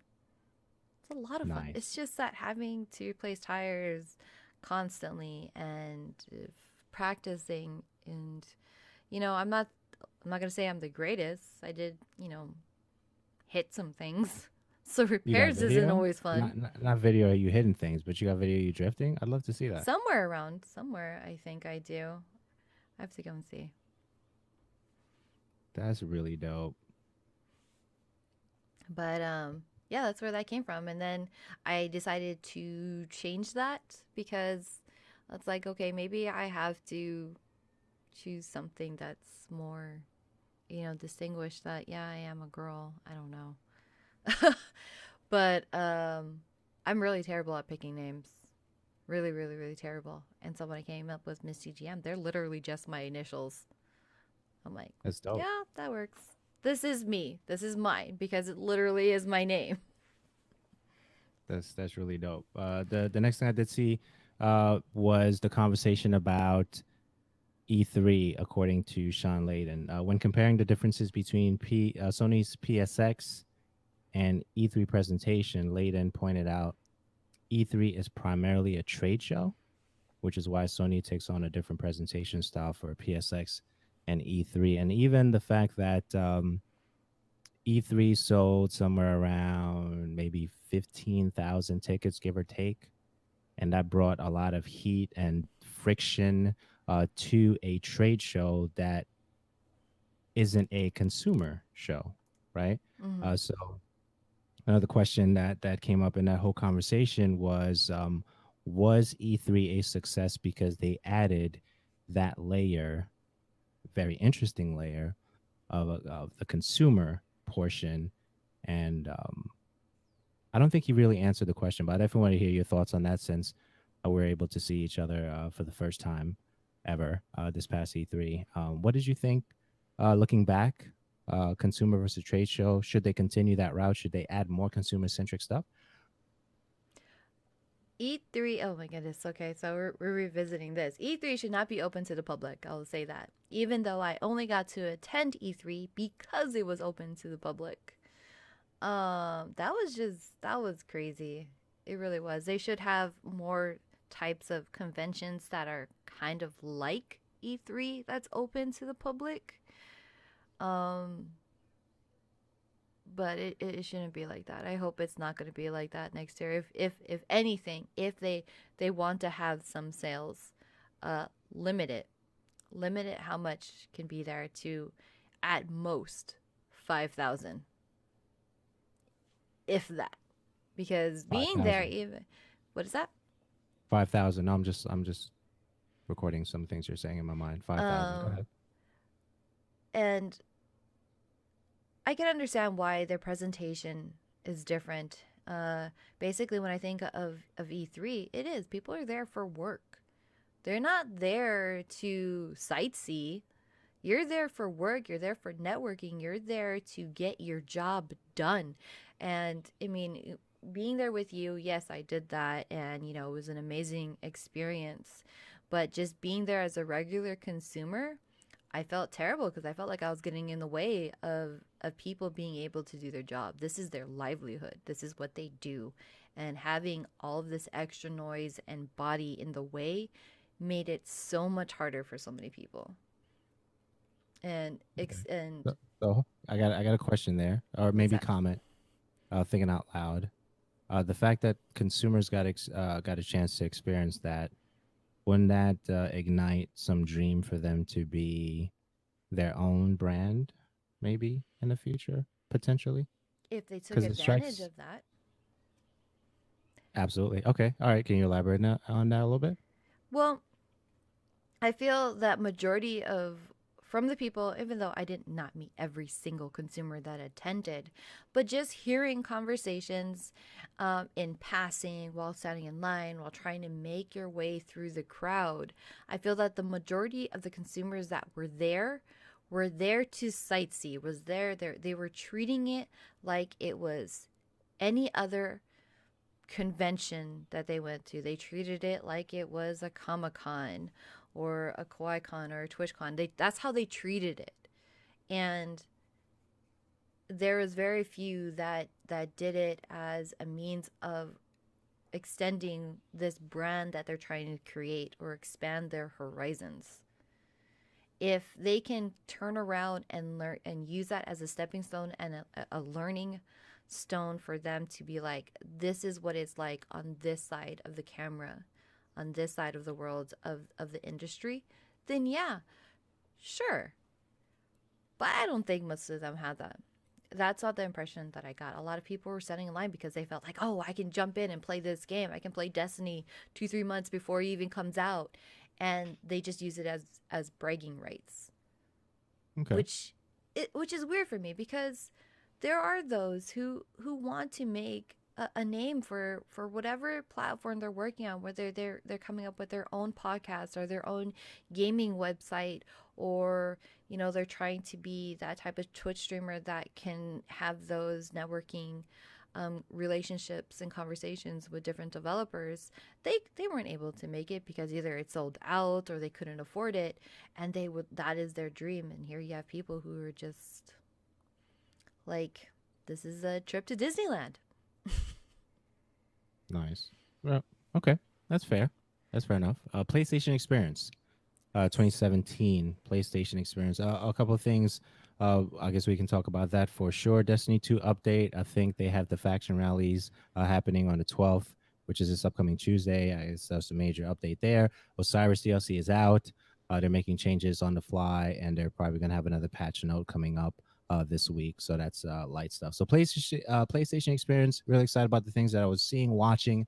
I did spend the time watching the opening ceremony for PlayStation Experience, and I really had a good time. I kind of stopped right by the I guess the kind of funny bookmark, and I think I'm going to watch some more stuff. There were different panels throughout the weekend. So Daniela, you start the conversation, and we'll talk about some of the things that we saw. Well, I want to continue on the previous thought about the differences between the thing. As far as the PlayStation experience, which maybe one year I will be able to attend, and how their layout was different from what they present at Paris Games Week or E3, and I think it's done rightfully so that it is different. I did get a feeling after watching some of the panels that it was more of like, since they sat on the couch and they just talked stories, Right. it was like they were having their own little podcast. There was just, here you are, you have the person interviewing this different creators and developers and talking about their game. It was super nice, super casual, and it was very, in a way, personal. Right. Um, I'm actually, I was not expecting anything crazy or over the top, to be honest, because it is towards the end of the year, and Sony has already, they announced so many things at E3. They announced a bunch of things at Paris Games Week that they didn't quite leave anything crazy over the top for themselves on their own event. And I don't know exactly how to feel about that, but I feel like this is more of like them trying to have that personal relationship with their consumers. Of like, we Right. showed Right. you all the great stuff for this year. Let's just like dive deeper and on a whole nother level with what we already presented you. And that doesn't really disappoint me at all. I went in there not with extremely high expectations because of that. I'm like, you already gave me a lot this year. I don't know what more you can do. And going off of what No Mas No More says about Last of Us Part Two, it was amazing. And you know what I thought I loved, and my favorite thing was their song that they sang. It was so nice. It was so raw. I loved it.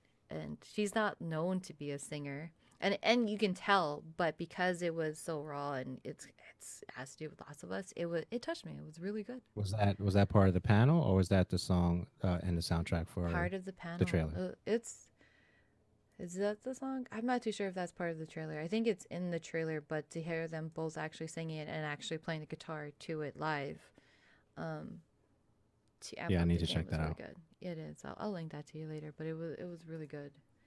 It was super nice. Yeah. Um, and what they did show, it was cool. I didn't go over there with overly high expectations. Okay. So the couch format versus the podium is definitely interesting. To me, this is the fourth PlayStation experience, I believe. And Yeah. yeah, so the thing with that is, to me, it's the family reunion. Let's catch up on the things that we did this past year, Mm-hmm. right? So it's in December. It's the last bit before the rollover for the next year. So these are all the things that we did together as a family, right? I'm not gonna do that at a podium. I'm just not, And I think that for the individuals, and I think that we still have, we. It's not everybody that listens to us, talk to us, have a podcast, right? Mm-hmm. Not everyone is sitting here analyzing and breaking down the things that happen at these events. So there's always going to be that perspective, like, why are there so much talking? I need to see more footage, right? They show you the footage that they brought, and then they want to have a conversation, with you towards the end. So I guess I'm a little sensitive to that because I'm both the consumer and the individual, thinking out loud about the recap and all that stuff. So that's just me. So I kind of like the couch format once I got out of my consumer mindset, if that makes sense. That makes perfect sense. And I'm going to sound like an old person, like I'm telling people to get off of my yard. But I think we definitely live in a time where people need that instant gratification. That their attention span is so short that they just want news now, now, now, now, now. And you're pretty much wanting to bleed PlayStation dry for everything they have. It's like, we gave you everything. Can we just talk about what we gave you? Why do you Right. need new stuff? And I guess, I don't know. I'm a stickler for liking personal things. And if, you know, you have these developers who just want to sit and just talk story about their game, that's awesome and amazing to me, and I love that. I Absolutely. So opening ceremony recap, lightning round, and then we're gonna get out of here. Firewall VR, Last Guardian VR. That's December 12th. Wipeout, Omega Collection VR. Any comments on those things? All the VR, so much VR. I don't even know how I feel about the Last Guardian. I don't know how they're going to incorporate that for VR. That seems like a very interesting choice. Wipeout made perfect sense. Um, that's kind of it. I think we're definitely reaching and going like really deep into the VR. I love that. It has a lot of potential, and I think this is the perfect time for that to, building up the height, and it's just being done so well on all platforms. Yeah. So if I remember correctly, Last Guardian is going to be a gift to the PlayStation people, the VR people. Wipeout is going to be a free update on the VR side if you have Wipeout Omega Collection already. So those are the things that's happening with that. Herman Hulst, Horizon Zero Dawn, talked about that. The fact that the release was great. They're excited about all the things that they're seeing with the photo taking community with Horizon Zero Dawn. I recently just saw there's a complete edition for that now, right? Horizon Zero Dawn, and then they announced the what was it? The winter. I know it's not called winter DLC, but Frozen DLC something for Horizon Zero Dawn. Chat help me. I don't remember the exact title right now. But overall, that game is absolutely amazing. Amazing reception for that game. So definitely seeing that. Any comments on that? Horizon Zero Dawn still on my backlog there, but man, the God of War. I'm excited for that. I really am. I feel like that game's gonna be pretty huge, and I'm just trying so hard not to set my expectations too high because I don't don't want to set something that's unrealistic and they don't meet it, I'm bummed. I feel like that's Right. what might happen, but I also don't think they can do any wrong. So, Yeah, yeah. So definitely a lot of conversation surrounding that as well. Corey Barlog talked about God of War during the PlayStation experience. Talked about the play testing, a lot of testing happening for God of War, as well as you know total play time, if there is such a thing for most games, which there is. Obviously, there's going to be anywhere between 35 to 40 5 hours of play time. The game focuses a lot on narrative. Yeah, it does have combat elements, but the narrative is really part of the game itself. He also mentioned something, if I remember correctly. It talked about the tour bus analogy. The tour bus is a campaign. The tour bus is a few feet away. You can always jump back on the tour bus and continue the main campaign. But if you don't want to do that, you can just walk away from that and do a couple of things that you want to do. That's not necessarily directly related to the campaign. So that was the kind of analogy that they gave for God of War when Corey was talking about it during PlayStation experience. That kind of a thing. So that's that. Shaban Reddy, Media Molecule Dreams, 2018. If you're familiar with, I think they're the same people for Little Big Planet. It's a play, create, share experience. Dreams demo was running in real time, beta prior to launch. People are really excited about that, and they're planning to do that. Any comments on those things?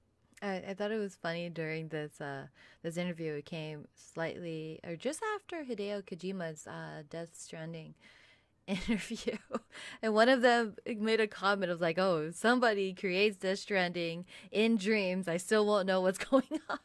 Right.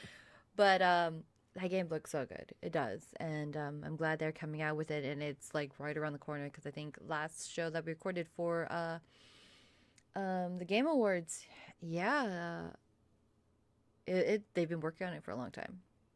I'm Yeah, I glad think. that they showed more, and it's right around the corner. Yeah, I think Corey said that because Corey was the one with the glasses sitting next to Shaban Reddy, right? Hmm. He was to if we're looking at the screen, he was to the left. Yes, Yeah, I think that was Corey because he yeah. So that was pretty cool. Daniela, yes, Detroit Become Human, yes, Quantic Dream, yes. Oh my god, yes. Spring 2018. That game looks so good. I need it in my life. I need it so much. It looks so good. I am a sucker for interactive movie games. I am. Oh my So you goodness. saw the demo, right? Yes. Okay, so talk about the demo. Oh my god. I don't know how he heard anybody yelling anything to him. I swear, I think he just like, I can't hear you. I'm just gonna make choices I want. Yeah. Because there's somebody screaming, and I'm like, I hear these people saying this, but you didn't exactly choose that. But it looks really good. It was really fun. Um, at the same time, I almost kind of feel bummed when they do playthroughs like that. I think they did that for Until Dawn as well, where they play through a whole chapter with the audience. It's nice to see that gameplay, but I don't want to see the whole thing kind of played out. I want to experience all that, even if it's just the first chapter, all on my own. But it Yeah. looks good. It looks beautiful. It's oh man, that game Okay. speaks So to me to like play me. so take me through the scene for the individuals who didn't take the time to look at the demo or take them through the process of what took place to the end of the demo. So you come in playing this android who's a detective, and there's a scenario that's happening for possibly defective android, and he's walking through. He's in the lobby, and I think one of the first choices is, "Do you want to save this fish?" I'm like, what? Why would you put that in there? And it all ties in together in some way or some fashion. It really does. It's kind of like playing Life is Strange, and like you decide whether or not you're going to water your plant. It all ties in, and I think that's Okay. beautiful. All right. So 1 second right there. Okay. I'm gonna let you continue. Right. Yeah. I just want to add like a little note there. The fish might be the little girls. Hmm. All right, but carry on. And so you're piecing together this uh as it's happening, this crime scene, to what led up to this, and the more clues you figure out, the more that you have under you to use to your benefit, and it gives you a probability of the success rate that you're going to have to be able to accomplish the scenario. So obviously you want to unlock and find out the whole story as to why this is happening and what brought it on. And so it gives you that option to just kind of wing it, to see, like, maybe I'll just like see what happens and I'll be successful or not. And I think when he finally approached the end for the defective android, I think he had like a, oh man, I can't remember exactly. I think it was a 71% Right. chance of probability. Initially, Yeah, I think. initially it was like between, I think it was, I would say, to be fair, it was like about 60%, something like that. Before the clues, he started doing the clues. The clue, the clue. Oh my goodness. You know what's funny is, like, you know how I watched way too much Blue's Clues? Is that what he was going through this and he was finding these clues? In my head, I was thinking of Blue's Clues, like, a clue, a clue. Look, there's a clue. It's weird. I'm sorry. That's completely off track. But yeah, it looked good based on the decisions and piecing together, you know, the different scenes. So you had the dad, I believe, who was shot up, and to replay, like, you can. That's the thing. I don't understand how this android is piecing together this crime scene of, like, oh, you examine the gunshots and how they were shot, and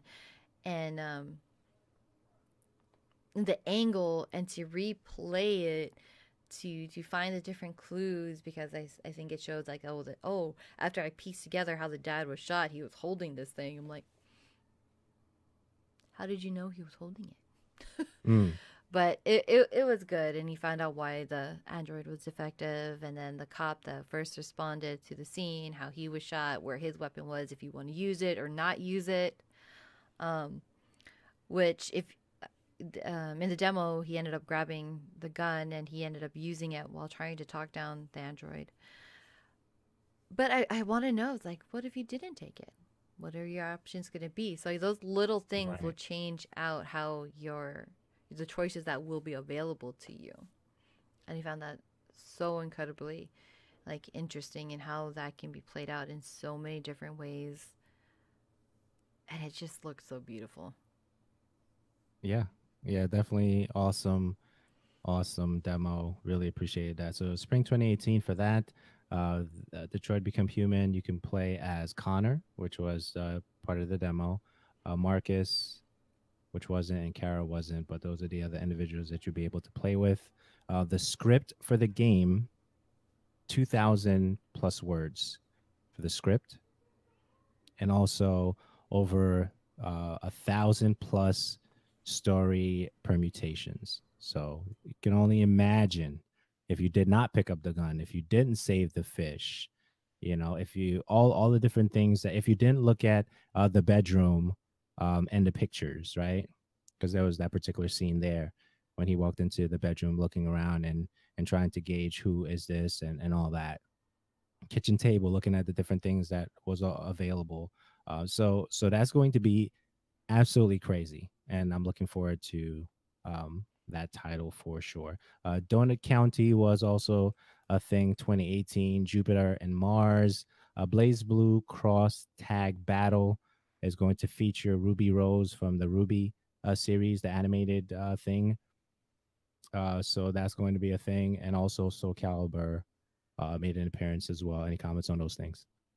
Donut Country was probably the one that I was like, I kind of actually want to play this game. Very simple. It reminded me of Katamari, where you just, well, Katamari, you roll over things like trash and random things, and the ball gets bigger, and you can pick up bigger things. But this one, I want to know where the name comes from and the whole logo, because there was no donut. You have this raccoons sitting around talking, and you have this little trash hole that goes around, and it's just like swallowing these things, and the hole gets bigger and bigger and bigger. I'm like, where does Donut Country come from? But Yeah. either way, it was a very cute game that I personally don't think it will be a $60 game. I'll be amazed if it is. But it just seems like those one of those really feel good, laid back kind of games of I don't want to do anything overcomplicated. I just want to relax. So Yeah, I need. absolutely. I like those games. I do. Jupiter and Mars. Absolutely. Jupiter and Mars. I thought was ridiculous. I don't Why know you what say it that? was. I don't know. It just seemed so. I don't know. I just thought like Okay. I wasn't doing. I was not impressed. I was like, really? I wasted 2 minutes to watch this trailer right now to be a dolphin to swim around with my friend, and what are we doing? Nothing. Yeah, it's therapeutic. It's water, like I, the fish that you saved, and Detroit become human. or go get yourself an ATC vibe and feel like you're underwater with a whale. Right. Or that. For that, I don't know. I was not impressed with Jupiter and Mars. I wasn't. I do love dolphins. Lisa Frank has taught me to love dolphins, but not these. I don't know. It just doesn't fit into my library of games that I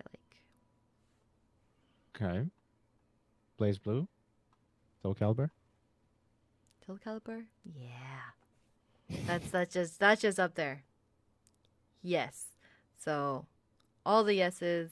Can't wait for that game to come out. I've never really played or tried Blaze Blue. I do have a couple friends who love the game. I just don't know it well enough to have much of a comment. I thought it was kind of cool that it had Ruby Rose in it though. That's a really good uh series actually. If anybody has not watched Ruby, should go watch it. Amazing. Absolutely amazing. All right, so yeah, so that's what's going on with those things. Loco Roco 2 remastered, Monster Hunter World, which we talked about, and I think there's a cross Mega Man thing that they're doing with that. That's really interesting. Patapon 2. Any comments on those three things?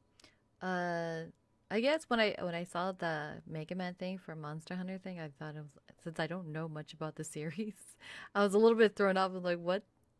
What does Mega Man have to do? Apparently, he's gonna be your companion, and they fight alongside you. I thought that was cool, but I guess it's a normal thing within the Monster Hunter series for them to do little weird, quirky things like that, and that's actually pretty cool and pretty funny. It's like they take themselves seriously, but not too seriously. I think that makes for a good fun game. Very cool. Very cool. Medieval 4K, that's happening. That's definitely happening. Shawn Layden had his shirt. Apparently, shirt reveals is a thing that he's been doing the last couple of times, I guess. So he revealed that with the shirt. The shirt is going to be, I think, on sale for the weekend of PSX, which is this weekend. That's happening. Death Stranding running real time in PS4 Pro. That game is just on a whole nother level. I felt like Stranger Things crossed something else watching that. Any comments on those two things before the last thing? I'm gonna be honest. So when I say I will eventually own a PS4 Pro, it's more like I'm hoping that they have some Death Stranding special edition PS4 Pro. That's what I'm holding out for. There's only two different types of PS4 Pros that I'm holding out for. The one that's the Final Fantasy VII themed one, and one that is the Death Stranding one. And I will own them both. I don't even know what Death Stranding is about. I don't think anybody, except for Kojima-san, knows what Death Stranding is about. I don't even know if he knows what it is about yet. Like that trailer it still blows my mind, and I'm still so incredibly lost. But Well, it's about babies, throat babies, apparently. they give me the Um, thumbs up. Like, yeah, it's yeah, happening. that's it. That's it. Edge of Tomorrow. Yeah, Edge of Tomorrow was good. Paragon. I really appreciated that. Edge of Tomorrow, Stranger Things, absolutely amazing. But yeah, Throat Babies, Breath of Life, you know, last people in the world, saving what's really important, what matters, that kind of feel that I got from it. Very creepy, thrillerish. I'm sure there's going to be some interesting moments in the dark in the game.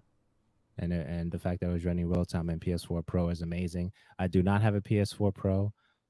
It's probably going to be something down the line. No 4K stuff here, although I did review a 4K TV, and I really enjoyed it, and it allowed me to experience 4K to say that I enjoyed it, and I'm looking forward to that happening somewhere in the near future.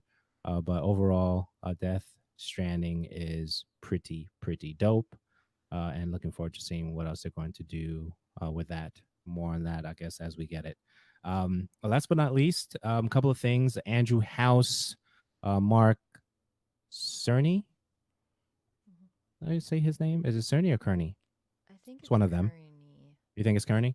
And then Hideo Kojima, right? That whole conversation that how Andrew House met him and all that. And I guess these are the final conversations that we're going to have for a PlayStation experience, and then we're going to begin wrapping up. But definitely, Danielle, I'm going to give it to you. I guess talk to us a little bit about that. I'll share a couple of things, and we begin to close out. It was definitely a very interesting conversation, and I think Hideo Kojima could do no wrong in whatever developed studio that he decided to go on.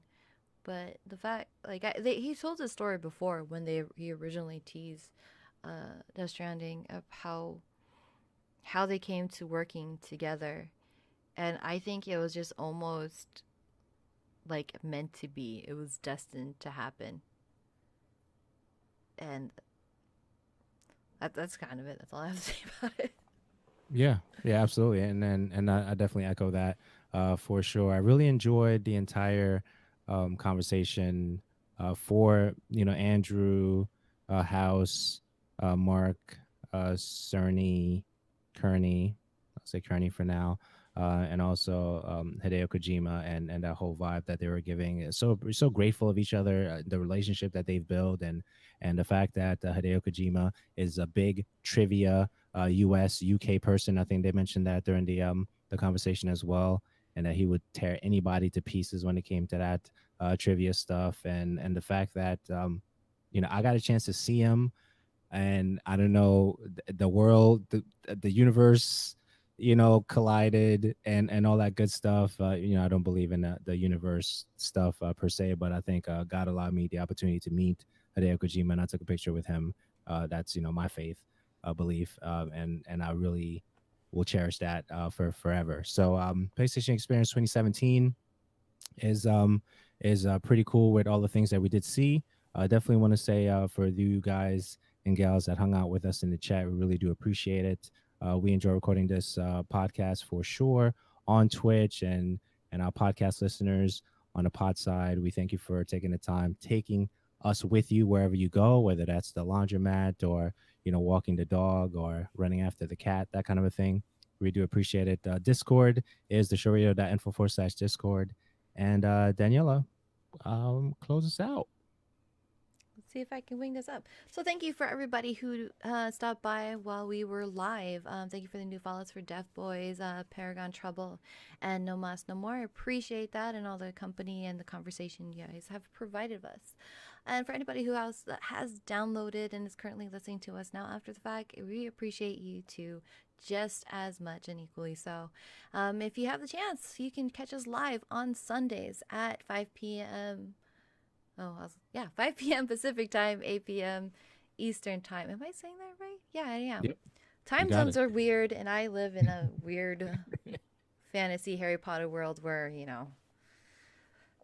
Hawaii doesn't have time zones. But yes, it is definitely appreciated. So subscribe with your favorite podcatchers. You can find and subscribe on theshowradio.info/listen. And you can definitely follow us. And remember that we are having a giveaway for a Logitech C922 webcams. When we hit 150 followers, you're automatically entered to win, whether you follow us while we're live or, as soon as you get a chance. Check us out at twitch.tv/the show radio live. And you can find out all our other information on our website at www.theshowradio.info. Thank you guys. And that's it. Yes? We out. Okay. Appreciate you. We out. Bye, guys.